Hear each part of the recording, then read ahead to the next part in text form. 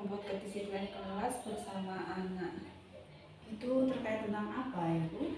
Oh, ini Bu, terkait yang pertama hadir tepat waktu, yang kedua berdoa sebelum sudah kegiatan, menjaga kebersihan lingkungan kelas dan sekolah, yang keempat merapikan mainan setelah digunakan, yang kelima biasakan minta izin jika mau belajar dan keluar kelas, berperilaku sopan dan santun, dan mendengarkan ketika guru dan teman sedang berbicara. Seperti itu Bu. Bagus sekali kalau seperti itu Ibu. Mungkin kalau seperti itu anak-anak akan lebih memahami tentang tata tertib yang akan dijalani di sekolah ini. Ya Bu, semoga saja nanti anak-anak antusias dengan rencana yang akan saya laksanakan, dan semoga nanti anak-anak mengerti tentang apa kesepakatan kelas itu. Iya Ibu, saya mendukung sekali. Semoga rencana ini bisa berjalan sampai tahap-tahap selanjutnya. Ya Bu, terima kasih. Ini saya mau kembali ke kelas dulu ya Bu. Assalamualaikum. Waalaikumsalam.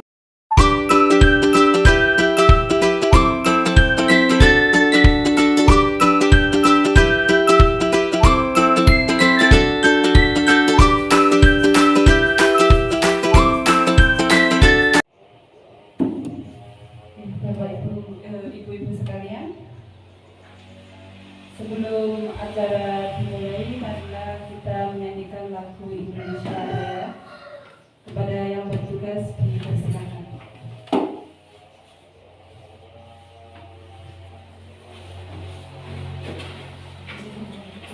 Hadirin dimohon berdiri.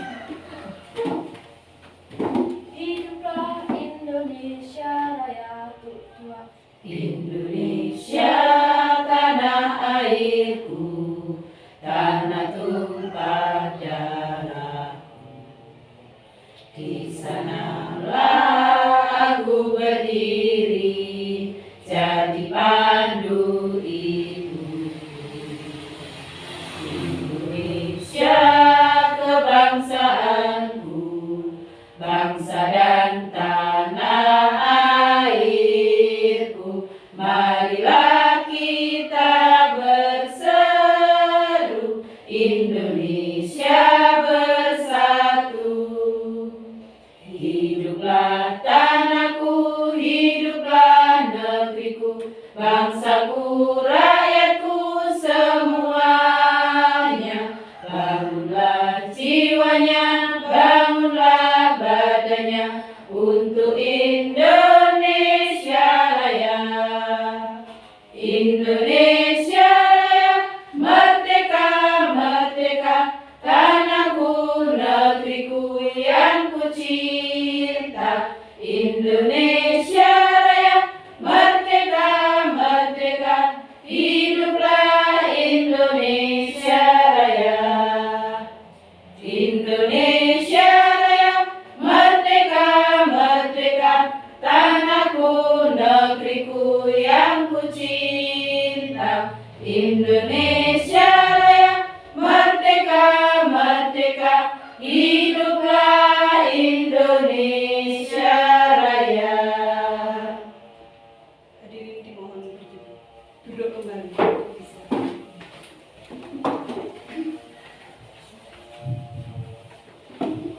Bismillahirrahmanirrahim. Assalamualaikum warahmatullahi wabarakatuh. Waalaikumsalam warahmatullahi wabarakatuh. Alhamdulillahirabbil alamin. Assalatu wassalamu ala asrofil anbiya'i wal mursalin wa ala alihi washabihi ajmain, amma ba'du. Yang saya hormati Ibu Kepala Sekolah TK Bina Insani, yang saya hormati rekan guru TK yang berbahagia. Puji syukur atas kehadiran Allah Tuhan Yang Maha Esa yang telah melimpahkan rahmat taufiknya kepada kita, sehingga pada kesempatan siang hari ini kita bisa berkumpul di TK Bina Insani dalam acara berbagi pemahaman dan pengalaman penerapan budaya positif modul 1.4 dalam keadaan sehat walafiat. Allahumma amin. Sholawat serta salam tetap tercurahkan kepada junjungan kita Nabi Muhammad SAW yang telah membawa kita dari zaman jahiliyah menuju zaman Islamiyah seperti yang kita alami saat ini. Ibu-ibu sekalian, izinkan saya mengucapkan banyak terima kasih karena hari ini ibu-ibu sekalian bisa hadir dan menyempatkan waktunya untuk kegiatan berbagi pemahaman dan pengalaman penerapan budaya positif dalam rangka memenuhi tugas program pendidikan guru penggerak saya di angkatan 11 Kabupaten Pacitan.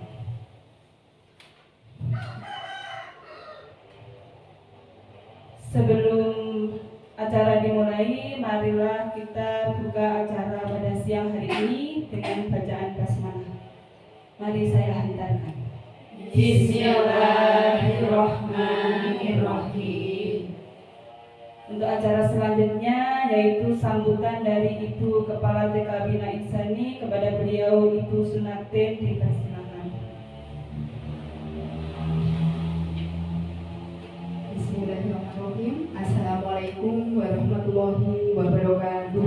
Waalaikumsalam warahmatullahi wabarakatuh. Yang kami hormati Ibu Nasir, calon guru penggerak dari TK Bina Insani angkatan 11 Kabupaten Pacitan. Yang kami hormati dan yang kami banggakan ibu-ibu yang hadir pada hari ini, Ibu pendidik TK dari Ketro dan Siti.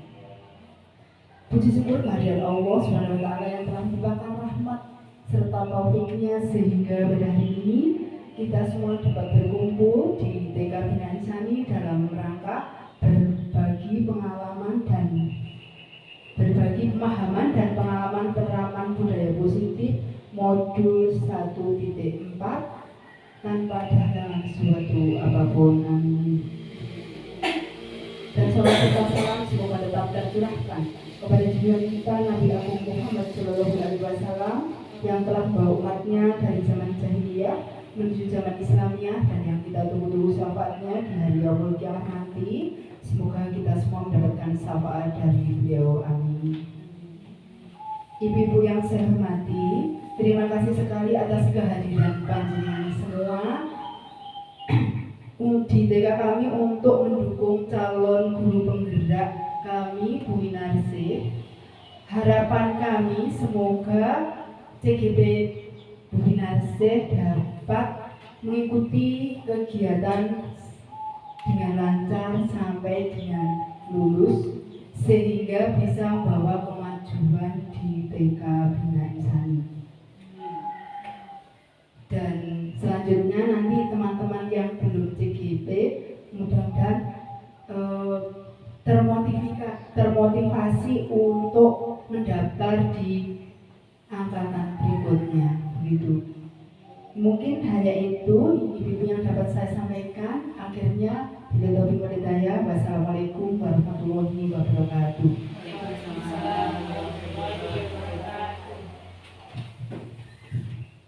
Terima kasih saya sampaikan atas dukungan yang luar biasa kepada beliau Ibu Sunartin. Baik ibu-ibu semuanya, acara selanjutnya ini nanti pemaparan berbagi pemahaman dan pengalaman penerapan budaya positif. Nah, sebelum kita ke materi, kita ada speaking dulu ya ibu-ibu. Siap? Siap. Masih semangat hari ini? Semangat.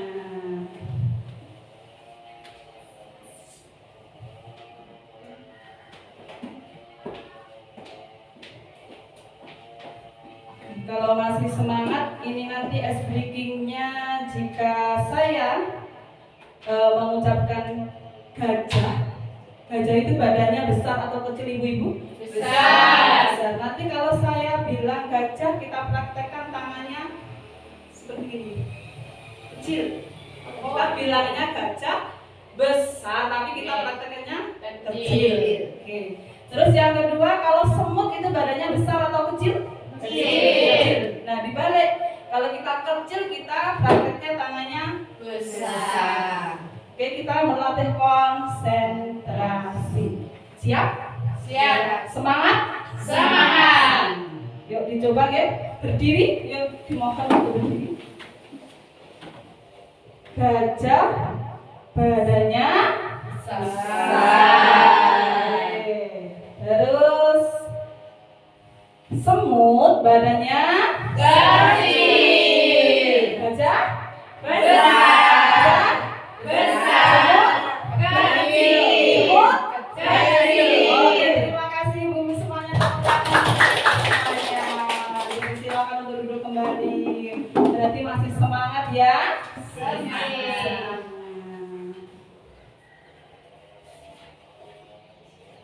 Nah, selanjutnya di sini saya akan memaparkan tentang berbagai pemahaman dan pengalaman penerapan budaya positif di modul 1.4 Ibu. Nah, di sini ada kesepakatan belajar kita hari ini. Yang pertama, nanti kalau saya menyebutkan ini, ibu-ibu setuju atau tidak, ya? Yang pertama seluruh peserta memiliki kesempatan untuk berpendapat, setuju atau tidak? Setuju. Untuk yang kedua, berpikiran terbuka dan saling menghormati. Setuju. Selanjutnya, jika ada satu peserta berbicara, maka peserta yang lain mendengarkan. Setuju. Kemudian berpendapat setelah dipersilahkan. Setuju. Berpartisipasi penuh dan mengikuti sesi belajar dengan perasaan yang gembira. Gembira atau tidak? Gembira. Setuju atau tidak? Setuju. Lupakan dulu masalah yang di rumah. Kumbang banyak, cucian yang banyak, gitu. Kalau belum masak, sudah masak? Sudah. Tetangganya katanya. Jadi ini nanti kita mengikuti sesi belajar dengan perasaan yang gembira.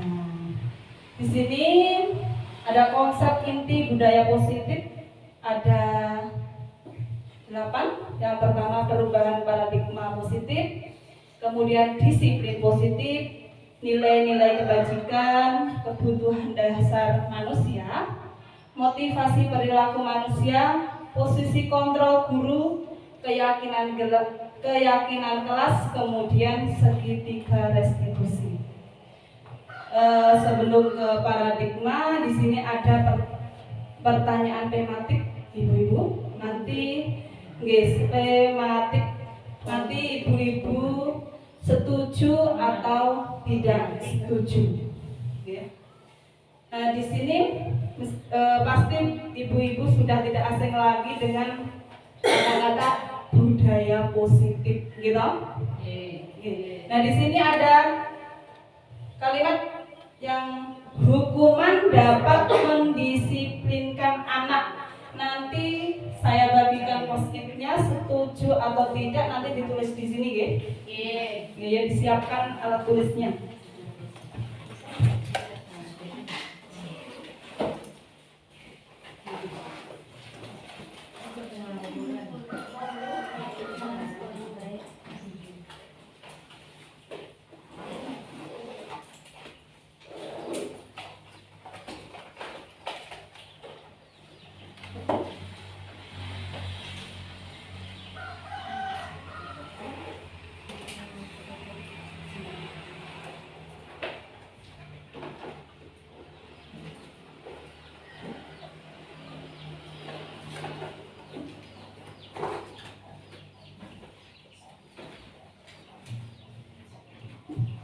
Baik, sudah siap semuanya? Siap. Saya bacakan. Hukuman dapat mendisiplinkan anak. Jangan tulis, setuju atau tidak, ditulis dulu.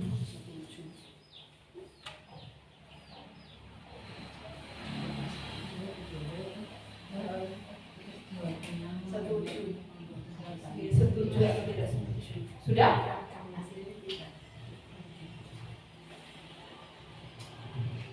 Kemudian yang kedua, memberikan hukuman dengan hal positif seperti membaca dan membersihkan halaman sekolah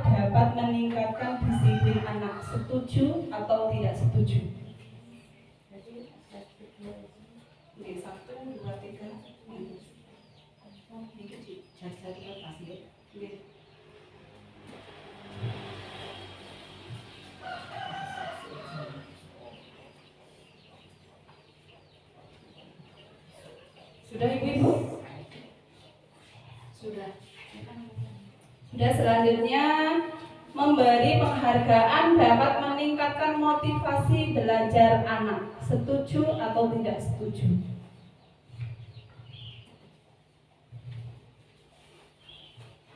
Bisa diulangi Bu Win? Oh ya. Memberi penghargaan dapat meningkatkan motivasi belajar siswa. Setuju atau tidak setuju?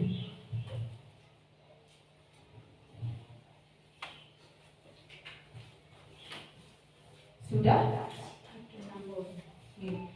Ini nanti ada yang berkenan untuk maju ke depan untuk menyampaikan apakah dari tiga itu tadi setuju atau tidak setuju dan alasannya apa. Kalau setuju, kalau tidak setuju alasannya apa.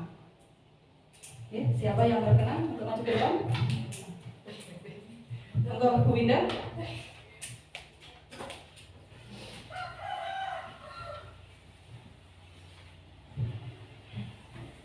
Ya, terima kasih Bu Win atas kesempatan yang telah diberikan kepada saya. Di sini saya akan membahas 3 kalimat nih, pernyataan setuju atau tidak setuju. Yang pertama, hukuman dapat mendisiplinkan anak. Jawaban saya tidak setuju. Mungkin ada yang sama? Ada yang Banyak yang sama. Alasannya karena berkaca kembali dengan yang kita didik ya, anak usia dini. Anak usia dini itu rentang antara umur 5 tahun sampai 6 tahun nih. Jadi kalau yang namanya hukuman itu sangat tidak efisien. Karena apa? Nanti efeknya banyak sekali. Yang pertama, anak akan merasa takut. Nah, kalau sudah takut itu pasti proses belajarnya ke depannya pun pasti akan terpengaruh. Seperti itu. Banyak lagi minder seperti itu karena dilihat teman-temannya, kok saya dihukum sendiri, terus melihat tatapan dari teman-temannya, dia akan merasa minder. Yang kedua, nah itu sudah menghilangkan rasa percaya dirinya. Jadi itu pun kualitas diri anak itu sendiri, terutama karakter pun juga akan menurun. Selanjutnya masih banyak sekali nih alasannya, tapi tidak bisa saya sebutkan satu persatu nih. Hanya contohnya saja itu tadi. Kemudian yang kedua, pemberian hukuman dengan hal positif seperti membaca atau membersihkan halaman sekolah dapat meningkatkan disiplin anak. Di sini saya juga menjawab tidak setuju karena alasannya saya punya pengalaman tentang ini, tapi bukan saya nih, saya melihat seperti itu. Ketika anak usia dini, karena bagaimanapun yang kita didik anak usia dini ya yang kita bahas ya anak usia dini. Yang walaupun itu positif negatif tetap itu namanya hukuman nih. Membaca ataupun membersihkan halaman sekolah ini tidak efisien kalau menurut saya. Karena kenapa? Yang namanya anak usia dini itu kalau kita hukum contohnya, ayo kamu datang terlambat, kamu sekarang harus membaca ataupun sekarang kamu harus membersihkan halaman sekolah seperti itu. Anak belum paham karena apalagi anak yang baru masuk sekolah tidak melalui proses KB itu masih instruksi, itu dia masih belajar. Jadi kalau kita kasih instruksi seperti ini belum paham seperti itu. Walaupun saat kita tuntun ayo karena kamu terlambat sekolah, kita bersihkan halaman sekolah bareng-bareng bersama bu guru seperti itu. Nah, itu pun juga tidak efisien karena anak mau membersihkan ya Bapak Ibu guru, tapi besoknya lagi dia tidak menjamin bahwa dia tidak akan terlambat lagi. Karena yang namanya terlambat itu faktornya banyak sekali nih. Atau mungkin dia saat diajar di kelas nih, dia mencubit temannya seperti itu. Kemudian kita hukum karena kamu mencubit temannya, ayo kita sekarang membaca seperti itu. Diajari ibu bareng-bareng atau kita membaca buku cerita diajari bareng-bareng seperti itu. Nah, itu juga tetap tidak efektif. Karena apa? Karena yang namanya kesalahan dari anak usia dini itu selain dari faktor internal, itu pasti ada faktor eksternalnya juga. Jadi tidak bisa disalahkan anak itu seperti itu dan tidak bisa diberikan hukuman langsung tanpa mengetahui sebab akibatnya terlebih dahulu. Dan yang namanya anak usia dini itu tetap tidak bisa diberikan hukuman seperti kalau menurut saya gitu Bapak Ibu, karena dulu di TK saya itu juga pernah menerapkan membersihkan kelas bukan halaman sekolah, tapi itu juga tidak efektif, anak tetap melakukan kesalahan tersebut seperti itu. Kemudian yang ketiga, memberi penghargaan dapat meningkatkan motivasi belajar anak. Kalau ini ya sesuai pengalaman juga ya alasannya, itu memang bisa meningkatkan motivasi anak, namun itu hanya jangka pendek saja seperti itu. Nah, motivasi yang selalu kami berikan di TK kami berupa pujian maupun sentuhan seperti itu, seperti dipeluk ataupun dielus-elus kepalanya, wah pintar, seperti itu atau yang lainnya. Namun ini penghargaan ini juga ada efek sampingnya juga. Yang lainnya ada yang iri seperti itu. Akhirnya ada yang ngedumel seperti aku ini seperti itu. Kemudian juga ini hanya untuk jangka pendek saja, tidak bisa untuk jangka seterusnya. Walaupun gitu, terkadang anak sekarang sudah dipuji, wah pinter, anak mewarnainya rapi, wah pinternya membuang sampah di tempat sampah seperti itu. Itu anak akan motivasi besoknya lagi membuang sampah di tempat sampah, besoknya lagi membuang sampah di tempat sampah. Kita puji lagi, akhirnya anak terbiasa, lama-lama jangka panjangnya anak abai seperti itu. Kalau menurut saya seperti itu, mungkin ada tambahan dari yang lainnya. Terima kasih atas kesempatan yang telah diberikan. Terima kasih Bu Winda. Aplaus untuk Bu Winda. Ya, untuk yang lain mungkin ada yang beda dengan pendapatnya Bu Winda. Sudah terwakilkan? Ini bagaimana? Sudah sama. Sudah sama? Terima kasih. Berarti kesimpulannya yang kita hadapi itu anak usia dini, gitu. Jadi apa yang kita lakukan, jadi hukuman itu tidak efisien karena yang kita hadapi anak usia dini. Ya, terima kasih Bu Winda. Terus untuk selanjutnya ini perubahan paradigma. Di sini ada kegiatan kepalang tangan. Ini di sini ada game ibu-ibu. Nanti ada saya minta 2 orang untuk maju ke depan untuk mempraktekkan. Sobeklah secari kertas kecil, kemudian tulislah benda atau sesuatu yang sangat berharga untuk Anda. Kemudian letakkan di salah satu tangan Anda dan genggam benda atau sesuatu tersebut dengan segala daya. Buatlah sebuah kepalan, kemudian teman Anda nanti yang satunya akan mencoba dengan sekuat tenaga dengan berbagai cara untuk meminta Anda memberikan benda tersebut. Kemudian yang teman satunya bisa membujuk dengan merayu, menyuap apa saja agar dapat membuka kepalan tangan Anda. Ya, siapa ini? Ini nanti yang maju ke depan, ibu-ibu. Dipraktekkan dua orang. Mengoperasi? Berarti?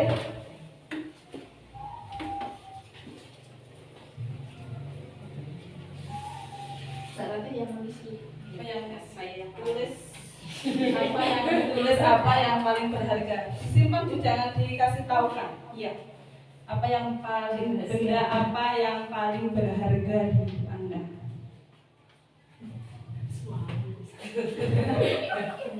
Iya, benda.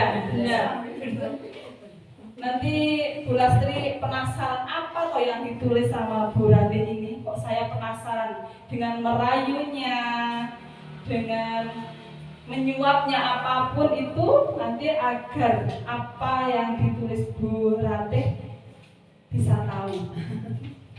Nanti kita pakai dialog ya Bu. Bagaimana untuk merayunya Bu Ranti, bagaimana? Seperti itu. Digenggam Bu, di wol-wol. Oke.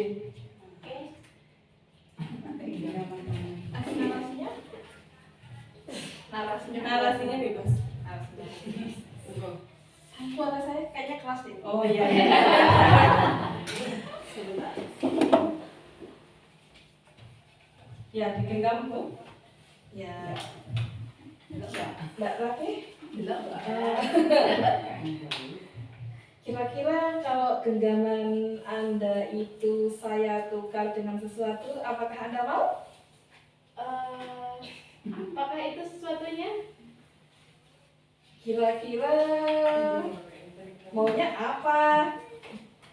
Apakah yang di genggaman tangan saya ini lebih berharga daripada sesuatu yang akan Ibu berikan?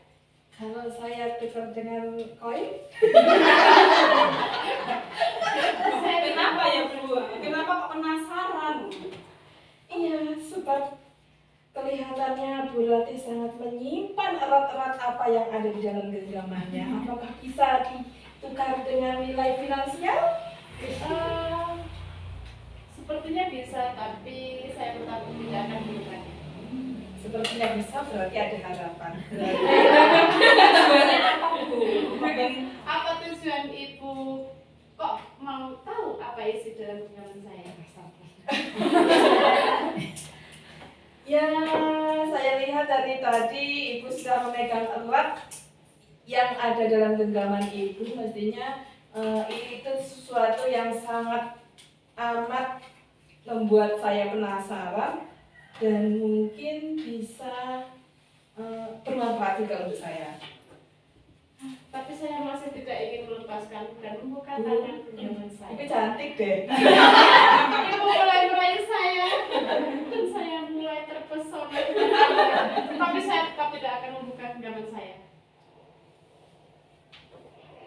Cukup? Cukup sudah.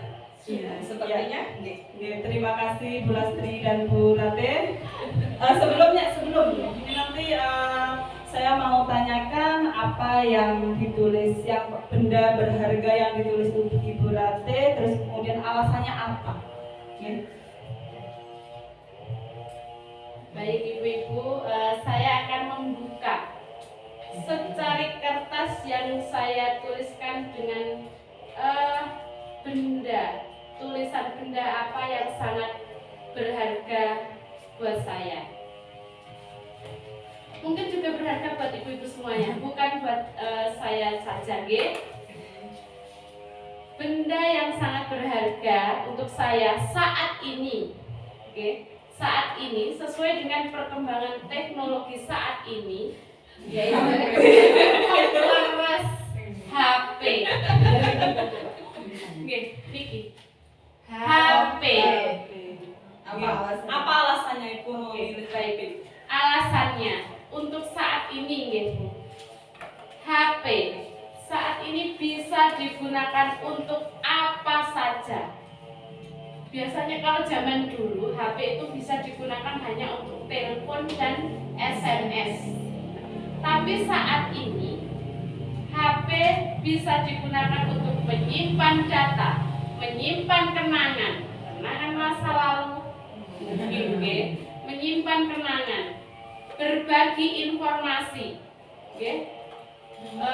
menyimpan hal-hal yang kiranya bisa digunakan lah. Bahkan HP sekarang itu bisa digunakan untuk menyimpan file, ya, tidak hanya gambar, tidak hanya bisa untuk WA, chat, Instagram, Facebook, tetapi juga bisa untuk menyimpan file yang sangat berharga. Bisa digunakan di mana saja.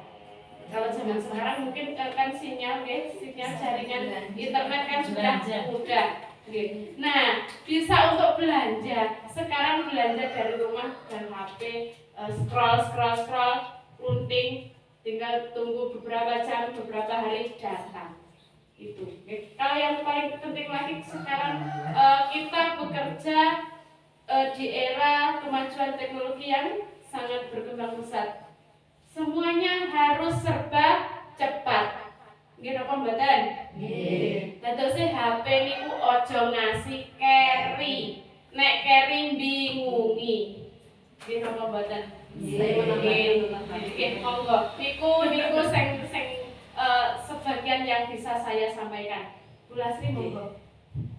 mohon izin ya saya menambahkan terkait dengan HP ya. Mengapa tadi Ibu Latif memegang erat-erat HP? Karena HP apabila sudah di tangan orang lain itu maka bisa disalahgunakan. Betul. Meskipun itu dengan keluarga kita sendiri. Nah, seperti itu. Bisa-bisa mencemarkan nama baik kita karena dengan ucapan-ucapan yang tidak senonoh seperti itu. Maka dari itu HP juga termasuk privasi. Meskipun dengan keluarga sendiri, tetapi ada batas-batasnya. Terima kasih. Matur suwun. Terima kasih Bu Lastri dan Bu Rate. Aplaus untuk mereka luar biasa. Yang kesimpulannya, hanya Anda yang bisa mengontrol diri Anda, tapi bukan orang lain. Betul ya? Jadi kita kepada anak didik kita juga begitu Ibu, jangan kita memaksa. Kita harus diawali dengan bagaimana atau tujuannya ini seperti apa, kita mengenali tujuannya seperti apa, maunya seperti apa dan sebagainya. Jadi yang bisa mengontrol diri kita ini juga diri kita sendiri, tapi bukan orang lain. Oke, selanjutnya di sini disiplin positif. Teori kontrol atau teori pilihan menurut Dr. William Glasser, Anda tidak bisa mengontrol orang lain, hanya Anda yang bisa mengontrol diri Anda. Semua perilaku memiliki tujuan, model berpikir menang-menang, kolaborasi dengan konsensus menciptakan pilihan-pilihan baru.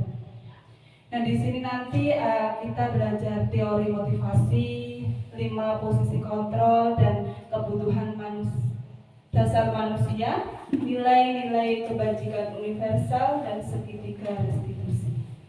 Di sini ada disiplin positif dan nilai-nilai kebajikan universal. Menurut Ki Hajar Dewantara menyatakan bahwa untuk mencapai murid yang merdeka, syarat utamanya adalah disiplin yang kuat. Disiplin yang dimaksud adalah disiplin dari diri yang memiliki motivasi internal. Sebagai pendidik, tujuan kita adalah bagaimana mendisiplinkan diri dengan mengacu pada nilai-nilai kebajikan universal dan memiliki motivasi intrinsik, bukan ekstrinsik. Disiplin positif adalah unsur pertama dalam mewujudkan budaya positif.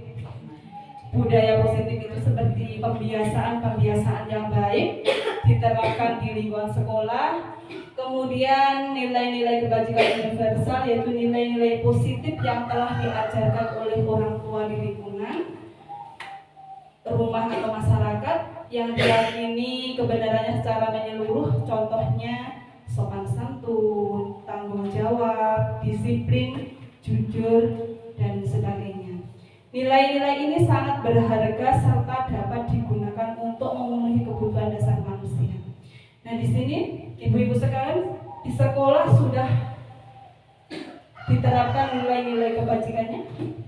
Nilai kebajikan apa saja yang sudah diterapkan di sekolah? Banyak Bu. Ya Bu, ini nilai kebajikan apa yang sudah diterapkan di sekolah? Untuk di lembaga saya, nilai kebajikan yang saya terapkan budaya positif, yaitu melalui pembiasaan karena saya mengajar di anak usia dini. Jadi saya melakukan pembiasaan pada anak seperti mencuci tangan, membuang sampah pada tempatnya, seperti itu Bu untuk sementara ini. Terima kasih Bu Dini. Oke, untuk yang lain, di lembaga-lembaga yang lain sudah diterapkan? Sudah diterapkan apa belum? Nilai apa saja? Seperti membuang sampah tadi sudah diterapkan, kemudian cuci tangan setelah bermain itu juga ada, kemudian minum air putih setiap hari itu selalu diterapkan. Setiap mau pulang sekolah ataupun setelah istirahat itu selalu disediakan air putih. Terima kasih. Nah, di sini ada nilai-nilai kebajikan yang ada di profil pelajar Pancasila. sudah tidak asing lagi ya ibu-ibu. Ada berapa profil pelajar Pancasila? Ada 6. Yang pertama apa? Beriman dengan takwa kepada Tuhan Yang Maha Esa dan berakhlak mulia. Yang kedua, Mandiri. Yang ketiga, Kreatif. Yang keempat, Bergotong royong. Yang kelima, Berkebinekaan global. kebinekaan global. Yang keenam, Berpengalaman kritis. Terima kasih ibu semuanya. Nah di sini ada lagunya loh. Siapa yang berkenan untuk maju ke depan? Bu? Oke, agar nanti kita lakukan sebelum kita pembelajaran, kita lakukan seperti itu, gitu. Kita agar anak-anak hafal dengan profil pelajar Pancasila.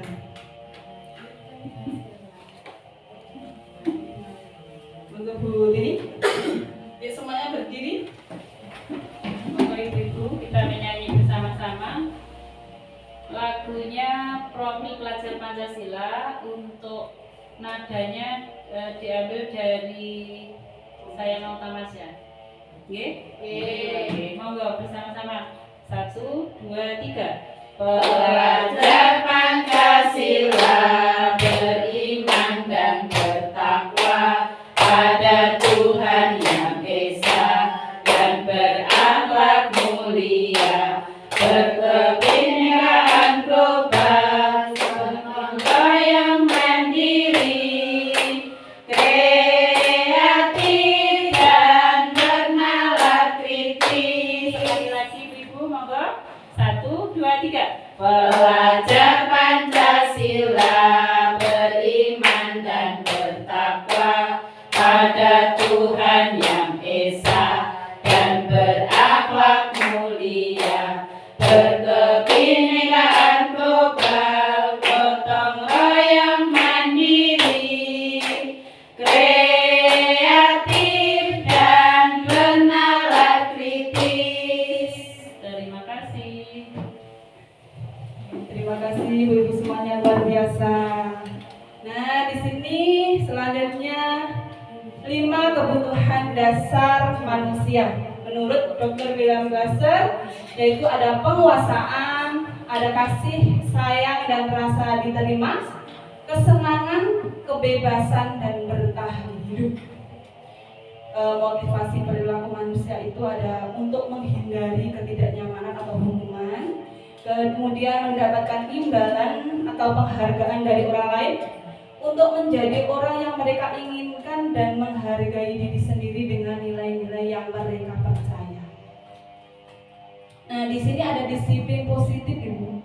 Ini tadi kebutuhan dasar manusia. Yang pertama, kebutuhan dasar bertahan hidup. Ini kebutuhan yang bersifat filosofi, seperti makanan, sandang, pangan, perasaan aman, itu dan lain-lain. Kemudian cinta dan kasih sayang, ini seperti hubungan akan koneksi bagian dari suatu kelompok dan keinginan untuk terhubung dengan orang lain, misalnya teman, keluarga, pasangan dan orang lain. Kemudian yang ketiga, kebebasan, kebutuhan akan pilihan seperti butuh akan kemandirian. Kemudian yang keempat, kesenangan, kebutuhan akan kesenangan bermain, tertawa, dan menikmati apa yang dilakukan. Yang terakhir, penguasaan, kompetensi diri, harga diri, dan menjadi pemimpin. Di sini tadi motivasi perilaku ya. Motivasi perilaku ini ada motivasi eksternal tadi yang sudah diculik sama Bu Winda tadi, gitu. Ada motivasi eksternal, ini contohnya apa yang akan terjadi apabila saya tidak melakukannya. Ini untuk menghindari ketidaknyamanan atau hukuman. Kemudian yang kedua, untuk mendapat imbalan dari orang lain atau institusi. Apa yang akan saya dapatkan apabila saya melakukannya, itu motivasi eksternal. Kemudian kalau motivasi internal, tujuan di disiplin positif, yaitu untuk menghargai diri sendiri, yaitu saya akan menjadi orang yang seperti apa bila saya melakukannya. Kemudian konsep disiplin dengan identitas gagal. Di sini yang pertama ada hukuman menyakitkan, tidak nyaman, takut, memaksa, murid menyembunyikan kesalahan, murid menjadi rendah diri. Ini efek dari hukuman, Ibu ya. Kemudian ada penghargaan. Tadi menurut Bu Winda dan menurut semuanya, tadi kalau penghargaan ada yang tidak efektif, merusak hubungan. Seperti contoh jika kita bisa merusak hubungan ini, kalau kita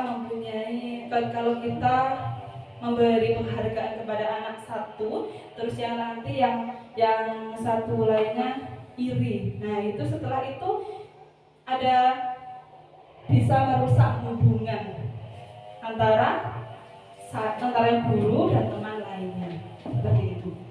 Kemudian mematikan kreativitas, menghukum dengan sistem ranking, kemudian merampas hak menghargai dirinya. Di sini ada konsep dengan identitas sukses. Ini tadi ada identitas gagal dan di sini ada identitas sukses.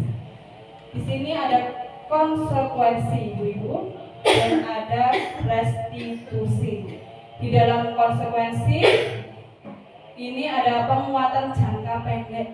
Nah, ini tadi yang kalau kita menggunakan penghargaan kepada anak, apa yang tadi penguatannya jangka pendek atau jangka panjang?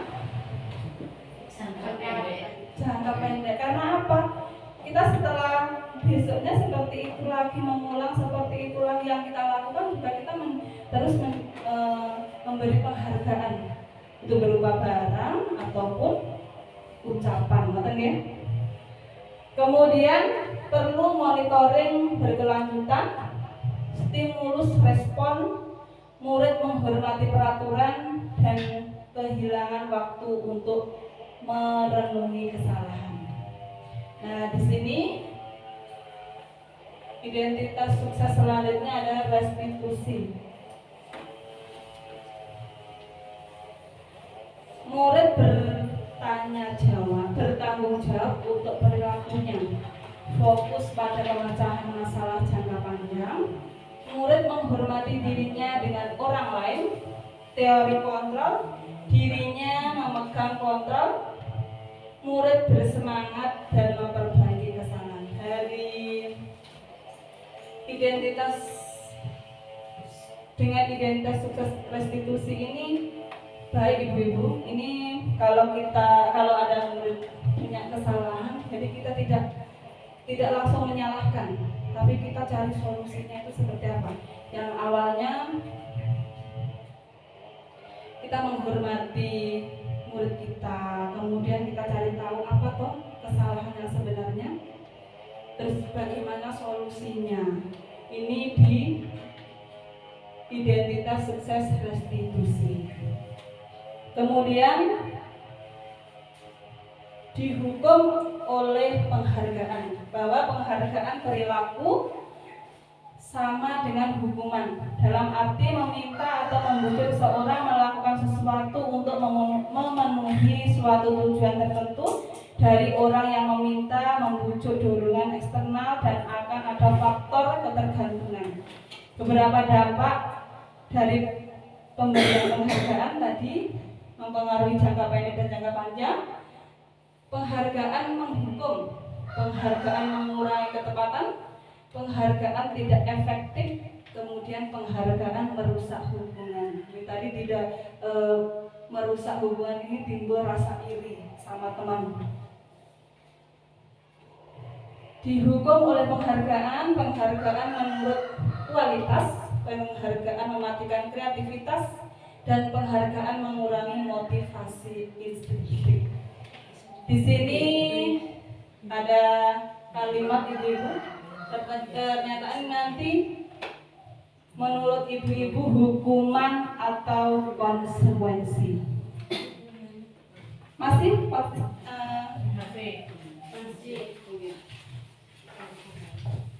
Saya bacakan, nanti ibu-ibu memilih itu konsekuensi atau hukuman. Siap?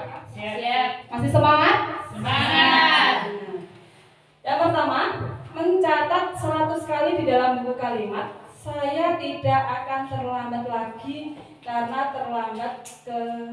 karena pergi ke sekolah. Hukuman atau konsekuensi? Ditulis, nanti bisa dibaca. Nanti dibenarkan. Sudah? Kemudian yang kedua, lari mengelilingi lapangan basket 2 kali karena terlambat hadir di sekolah. Hukuman atau konsekuensi?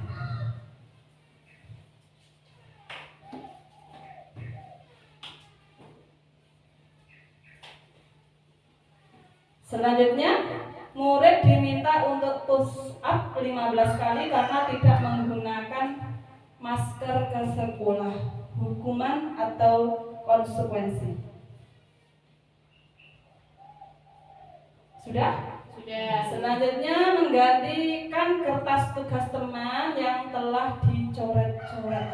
Hukuman atau konsekuensi?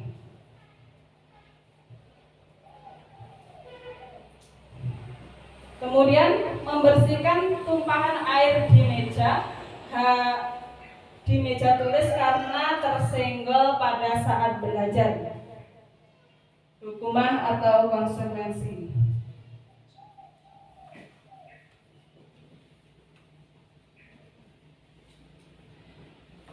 Selanjutnya, murid disuruh untuk mengenakan sepatu seharian di sekolah karena tidak mengenakan sepatu hitam.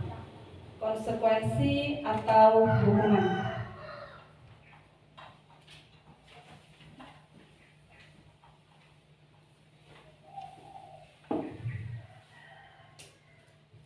Yang terakhir, lari mengelilingi lapangan basket 2 kali karena terlambat 10 menit untuk pelajaran pojok. PJOK. Hukuman atau konsekuensi?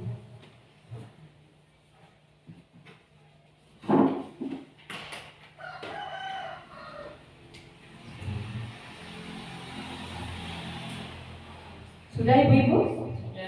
Sudah siap? Sudah dibuka benar berapa? Nanti ya?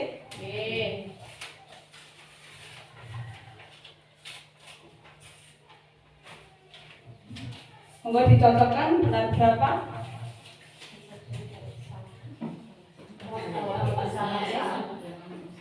Berapa Bu Reni, berapa? Hukuman.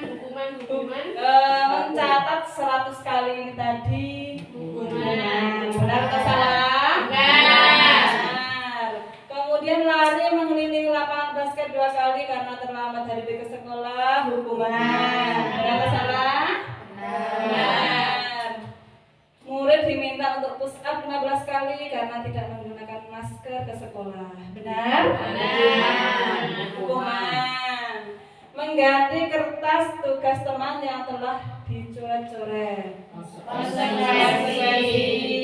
Membersihkan tumpahan air di meja tulis karena tersenggol pada saat belajar. Konsekuensi. Murid disuruh untuk mengenakan sepatu seharian di sekolah karena tidak mengenakan sepatu hitam. Hukuman. Benar atau tidak? Salah. Oh, salah. Siapa yang benar? Nomor berapa? Nomor 6. Nomor 6 hukuman. Ya. Iya. Oh, benar. Ada yang salah. Salah. Lari mengelilingi lapangan basket 2 kali karena terlambat 10 menit untuk pelajaran PJOK. Hukuman. Salah. Ini konsekuensi. Salahnya 2. Bu Nathan berapa? Salah berapa? Salah 2. Salah 2. Bu Erni berapa? Salah 2. Salah 2. Ya, terima kasih. Untuk ini hukuman dan konsekuensi. Kemudian posisi kontrol restitusi. Di sini ada penghukum, pembuat rasa bersalah, teman, pemantau, manajer. Nah, di sini ibu-ibu sekalian di sekolah itu sebagai apa, no? Ada penghukum atau pembuat rasa bersalah, atau sebagai teman, atau pemantau, atau manajer. Apa Bu Ina? Manajer sama. Oke, alasannya seperti apa? Yang pertama sebagai manajer nih. Kalau sebagai manajer itu kita menggali kesalahan anak itu dengan pemikiran anak sendiri. Seperti jadi bisa menumbuhkan motivasi internal seperti itu kalau manajer. Contohnya mungkin anak mencubit seperti itu, lalu ditanya apa yang kamu lakukan tadi mencubit, kenapa kamu mencubit, alasannya apa seperti itu. Nah kemudian setelah kamu mencubit seharusnya kamu seperti apa, seperti itu untuk memperbaiki kesalahannya itu digali dengan jawaban anak dan pemikiran anak sendiri. Itu seperti manajer nih. Kalau seperti teman itu kalau saya lebih ke manajer ya. Terima kasih Bu Linda. Untuk yang lain? Bu Tini? Mungkin? Sudah sama? Ya ibu-ibu, yang kita benar apa yang dikatakan Bu Indah tadi, kita kebanyakan kita ini sebagai manajer, jadi kita memberi apa ya? Contoh gitu, ya contoh kepada anak didik kita. Kemudian di sini ada identitas gagal, kontrol dari luar, identitas berhasil dan sukses, identitas berhasil dan sukses ini. Ini ada penghukum, pembuat rasa bersalah, ini masuk identitas gagal. Terus identitas berhasil ini sebagai teman dan pemantau. Identitas berhasil ini sebagai manajer, menghargai diri sendiri. Contohnya kalau sebagai penghukum, ada guru berkata, kalau kamu tidak melakukannya, awas ya, rasakan. Nah itu sebagai identitas gagal, sebagai penghukum. Terus kemudian kalau membuat rasa bersalah, kamu seharusnya kamu sudah tahu, ibu lelah sekali mengatakannya, ibu stres. Nah itu sebagai pembuat rasa bersalah. Dan kalau sebagai teman, ayolah lakukan demi ibu. Masa kamu tidak mau? Ingat tidak ibu pernah bantu. Nah itu kita sebagai teman. Kemudian kalau sebagai pemantau, apa peraturannya? Nah itu sebagai pemantau. Dan yang terakhir sebagai manajer, apa yang kita yakini, apa yang bisa kau kerjakan untuk memperbaiki masalah ini. Jadi lebih ke arah mengarahkan ibu-ibu. Nah di sini kita lanjut ke keyakinan kelas. Di sini di lembaga masing-masing sudah membuat keyakinan kelas. Sudah. Nah, di sini mengapa keyakinan kelas? Mengapa tidak peraturan kelas saja? Keyakinan kelas sama peraturan kelas itu sama atau tidak, Ibu? Beda. Berbeda? Coba alasannya gimana, Ibu? Bu Indah. Dari kata-katanya saja sudah beda nih. Didengarkan saja itu efeknya itu sudah beda di pendengaran itu.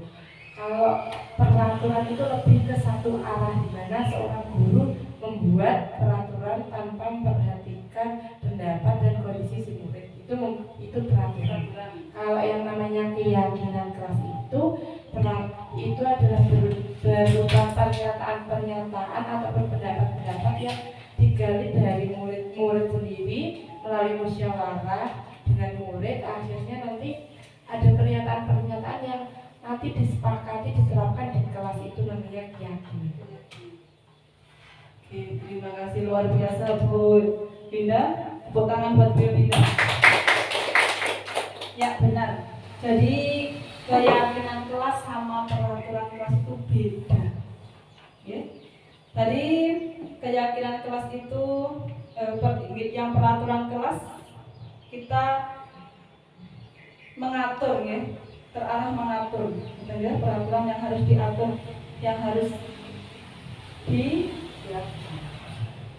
apa Bu? Iya, yang harus dilakukan. Nah di sini mengapa kita memiliki peraturan tentang menggunakan helm pada saat mengendarai kendaraan roda 2 atau motor? Roda 2 atau motor. Di sini peraturan atau keyakinan? Peraturan. Karena yang harus dilakukan sudah, karena ini kita harus menggunakan helm, ini keselamatan. Kemudian mengapa kita memiliki peraturan tentang menggunakan masker dan mencuci tangan setiap saat? Ini peraturan atau keyakinan kelas? Peraturan. Menggunakan masker. Peraturan. Ya.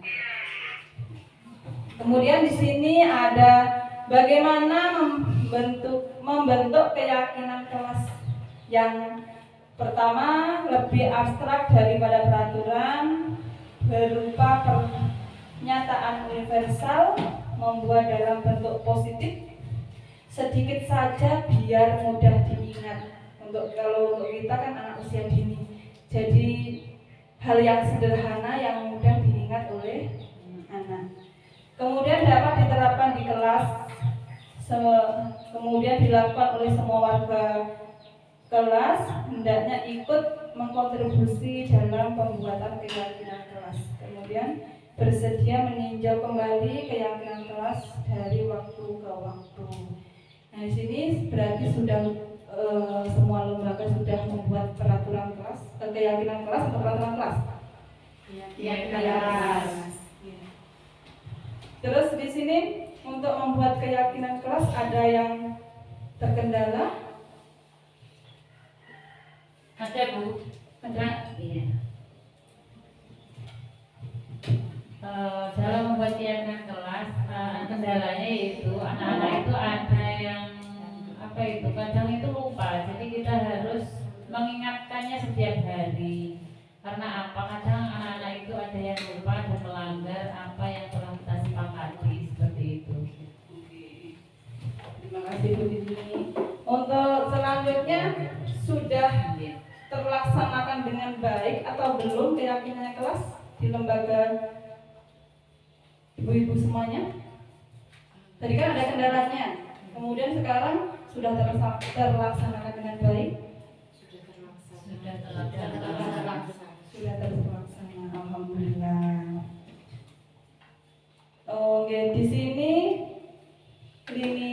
lini masa tindakan yang dilakukan: menyusun rencana pelaksanakan, membuat kesepakatan kelas, menyampaikan rencana kegiatan ke semua warga sekolah dan melakukannya, mensosialisasi rencana kegiatan kepada rekan sejawat tentang budaya positif, menentukan jadwal dan mempersiapkan alat dan bahan yang dibutuhkan, mensosialisasikan konsep keyakinan kelas kepada murid, kemudian memfasilitasi murid dalam berpendapat tentang kelas impian mereka. Kemarin sudah nggak ibu-ibu kelas impian ibu-ibu, murid impian ibu-ibu seperti apa? Kemarin sudah. Terus guru dan murid menyepakati keyakinan kelas yang sudah ditentukan bersama. Keyakinan kelas telah dibuat dan ditempel di dinding kelas. Keyakinan kelas siap untuk diterapkan dan konsisten diri. Nah, ini sudah ditempel semua? Sudah. Sudah. Berarti konsisten? Di sini ada peraturan kelas. Ada dukungan yang dibutuhkan. Yang pertama, semua warga sekolah, terutama dari ibu kepala sekolah, Guru sebagai role model atau teladan bagi siswa dalam menanamkan budaya positif. Kemudian peserta didik di sini berpusat pembelajaran objek yang berkolaborasi bersama guru melaksanakan aksi nyata. Kemudian yang terakhir orang tua melanjutkan disiplin positif dan kebiasaan positif ketika di rumah. Nah, ini dukungan juga dibutuhkan dari orang tua ya. Karena apa? Kalau kita membuat keyakinan kelas membuang sampah pada tempatnya, ada yang seperti itu? Ada. Nah, itu tidak cuma dilaksanakan di sekolah, tapi juga diterapkan di rumah. Mengapa demikian? Karena kalau kita terapkan cuma di sekolah, terus di rumah membuang sampahnya sembarangan, nah itu berarti tidak konsisten gitu. Nah, ini perlu bantuan orang tua untuk mengarahkan agar pembiasaan tersebut berjalan dengan lancar dan menjadi pembiasaan yang baik untuk anak. Terus di sini ada refleksi, melakukan evaluasi terkait penerapan keyakinan kelas, senantiasa meminta umpan balik dan tanggapan dari peserta didik, membuat refleksi dan tindakan perbaikan demi menciptakan budaya positif yang lebih baik lagi. Di sini di sekolah TK Bina Insani ini mempunyai keyakinan kelas yang pertama, hadir tepat waktu. Alhamdulillah di TK Bina Insani semuanya hadir tepat waktu. Sebelum jam 7:30. Kemudian berdoa sebelum dan sesudah belajar. Terus menjaga kebersihan lingkungan kelas dan sekolah, merapikan mainan setelah digunakan. Yang kelima, biasakan minta izin jika mau ke belakang, ke kamar mandi atau keluar kelas. Berperilaku sopan dan santun, kemudian mendengarkan ketika guru dan teman sedang berbicara. Ini kesepakatan kelas di lembaga saya di TK Bina Insani. Kemudian selanjutnya menuju segitiga restitusi. Segitiga restitusi ini ada 3 tahapan, ada 3 langkah-langkah ibu-ibu. Yang pertama, validasi tindakan yang salah. Kemudian menanyakan keyakinan. Yang ketiga, menstabilkan identitas. Guru berkata, berbuat salah itu hal yang manusiawi.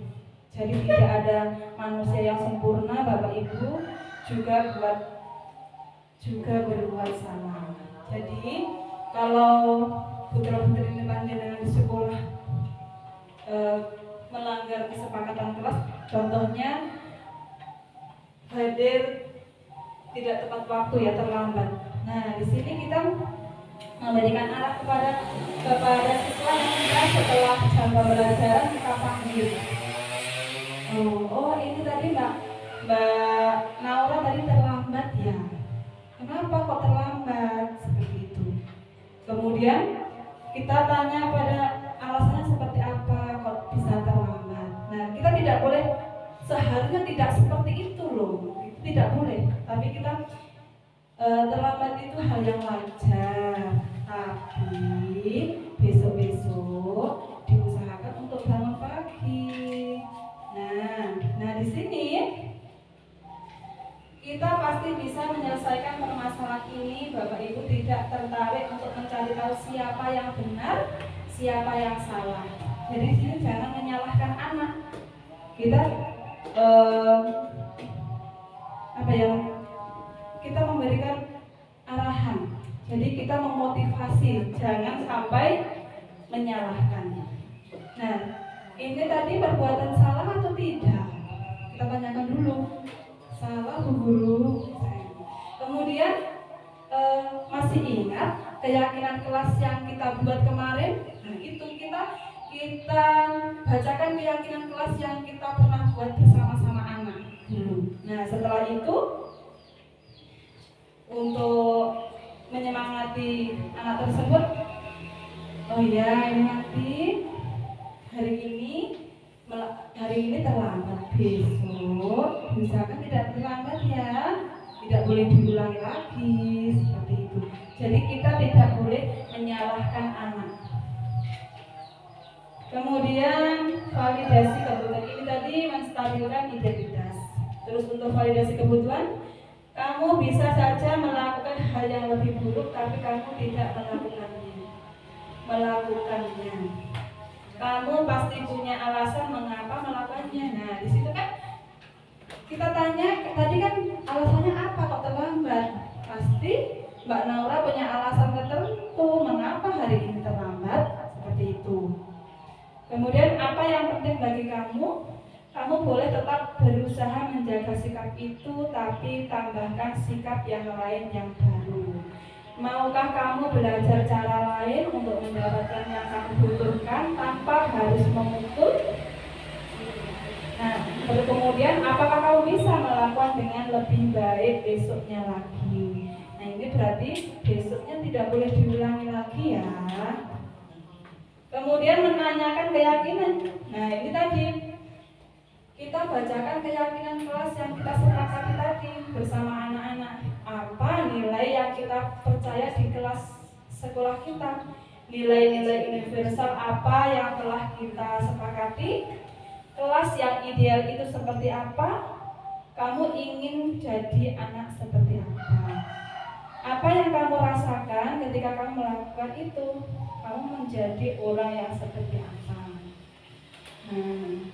Di sini tadi pernah Bapak Ibu, ibu-ibu sekalian, kalau kesepakatan kelasnya dilanggar? Pernah.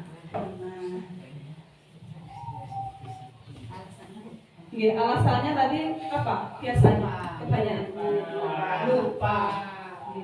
Dan nanti usaha panjenengan apa setelah itu? Mengingatkan lagi. Ya, kita bacakan lagi apa kesepakatan kelas yang kita sepakati bersama mereka. Kemudian di sini ada konsep disiplin, pendekatan restitusi, sebuah cara menanamkan disiplin positif pada murid.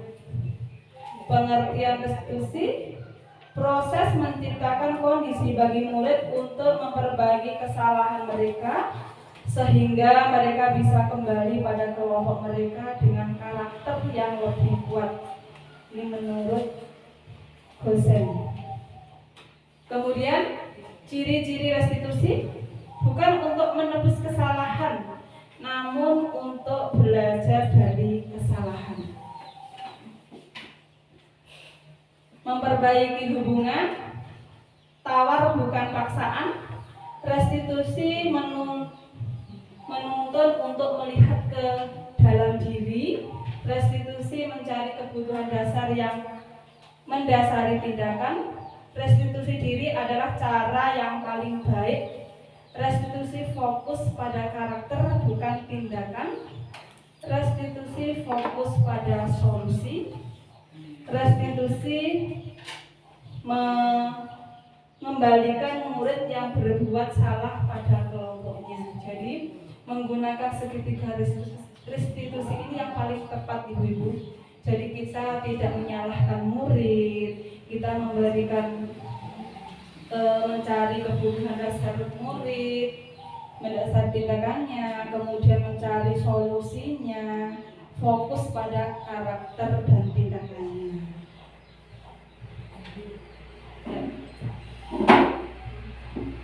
Dari sini ada yang ditanyakan, ibu-ibu? Sudah cukup? Alhamdulillah.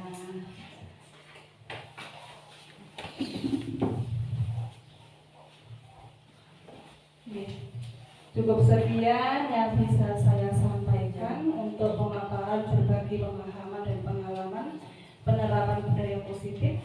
Mungkin di sini nanti ibu-ibu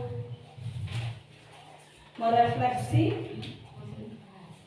apa materi apa yang membekas dalam pikiran Anda setelah mengikuti kegiatan ini tadi. Kemudian, adakah hal baru yang diperoleh setelah mengikuti materi ini? Ditulis ya Ibu-ibu ya. Nih. Yang pertama,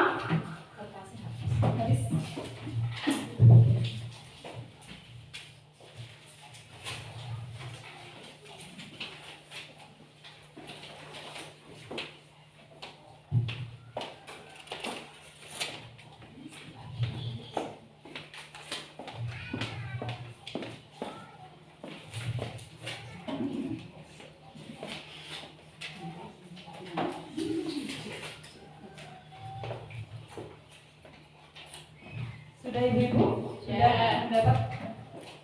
Nih, yang pertama, materi apa yang membekas dalam pikiran Anda setelah mengikuti kegiatan ini tadi?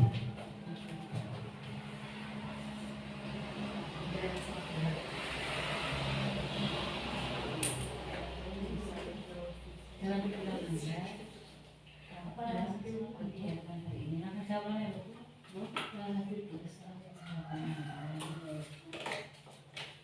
Sudah? Ya.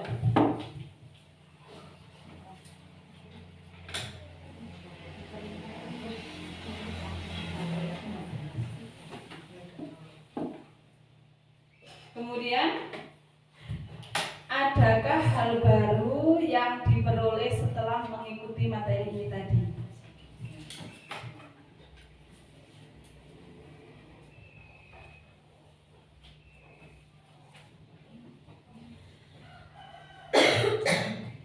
Selanjutnya, apa kaitan materi ini dengan kita sebagai seorang pendidik?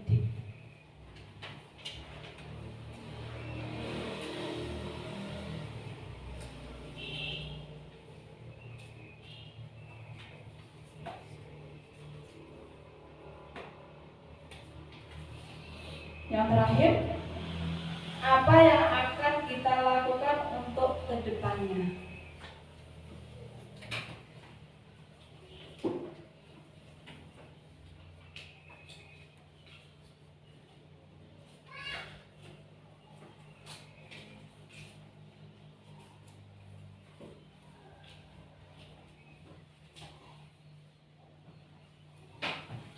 Sudah Ibu-ibu? Sudah.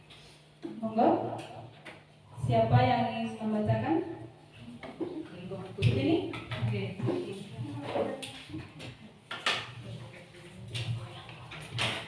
Terima kasih waktu yang telah diberikan ke saya.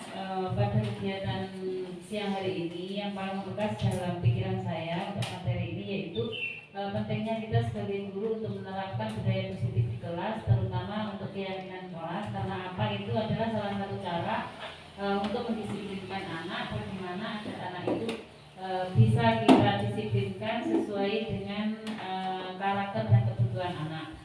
Sedangkan yang kedua, hal baru yang saya dapatkan pada siang hari ini yaitu mengenai segitiga restitusi, bagaimana kita menyikapi kesalahan anak atau hal-hal yang dilanggar anak dan kita tidak langsung menyalahkan anak. Jadi kita harus mengetahui dulu penyebabnya apa, latar belakangnya apa sehingga anak itu melakukan hal itu.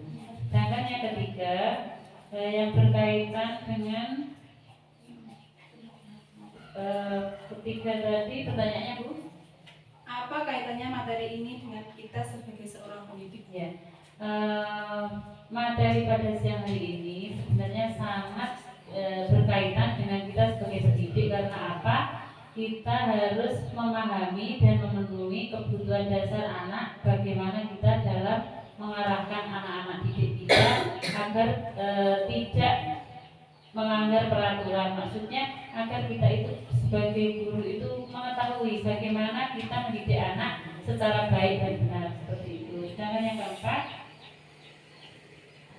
pertanyaannya Bu, Apa yang akan kita lakukan untuk kedepannya? untuk kedepannya kita sebagai guru harapannya kita harus siap siap untuk melakukan perubahan, apapun perubahan yang terjadi. Jadi kita sebagai guru harus benar-benar siap melaksanakan atau mengikuti zaman apa yang terjadi terjadi saat ini karena di era digital. Jadi apapun perubahan yang terjadi pada kita harus siap melaksanakannya dan siap untuk selalu belajar dan belajar. Itu mungkin pendapat dari saya. Terima kasih waktunya. Terima kasih Bu Tini yang luar biasa. Tepuk tangan untuk Bu Tini. Oke, selanjutnya ada tanggapan yang lain untuk kegiatan hari ini. Sudah pas. Sudah pas? Sudah?